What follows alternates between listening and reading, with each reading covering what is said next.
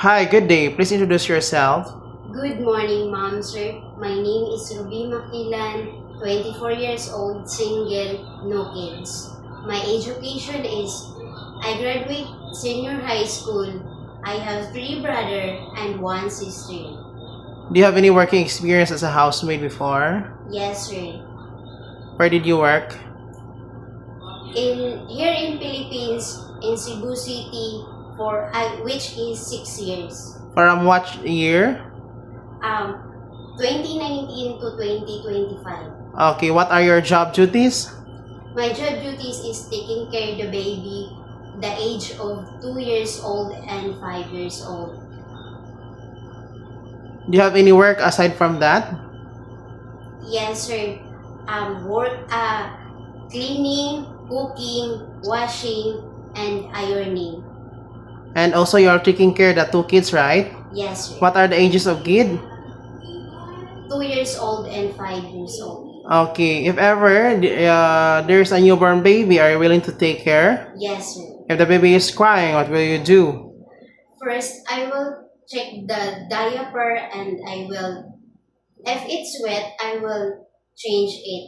And then I will feed milk and I will, Do you know how to sing a lullaby for them? yes. Okay, can you sing a song now? Okay, can you sing? Can you song for the baby song? Johnny, Johnny, yes, Papa. Eating sugar, no, Papa. Telling lie, no, Papa. Okay, thank you. Are you scared dogs and cats? No.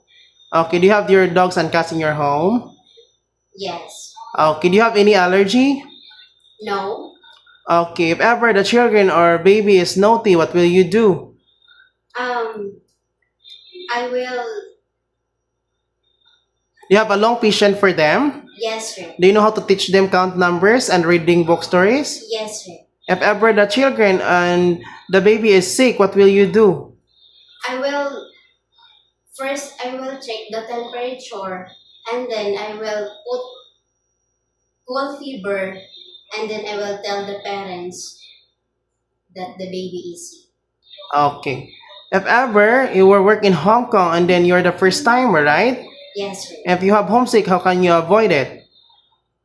I will focus my work and then I will tell myself that I need money for my future and to my family. Okay. So, if ever in Hong Kong, can you work with another helper? Yes. Can you take care of other person, assist them all their needs? Yes. Okay. Can you promise to cut your hair short before you come to Hong Kong? Yes. What food can you cook? Like Filipino food, but Are you willing to cook a Chinese food? no, sir. But I'm willing to learn. Okay. So, do you have tattoo on your body? No, sir. Okay, if ever there is the car of your employer, are you willing to clean the car without extra pay? Yes, sir. Okay, lastly, what is your message to your future employer to hire you?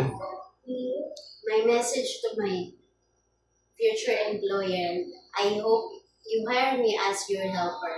I am honest, helpful, cheerful, and I am willing to follow and Can you promise to finish your 2 years contract? yes, sir. Okay, thank you. See you in Hong Kong. Thank you, sir.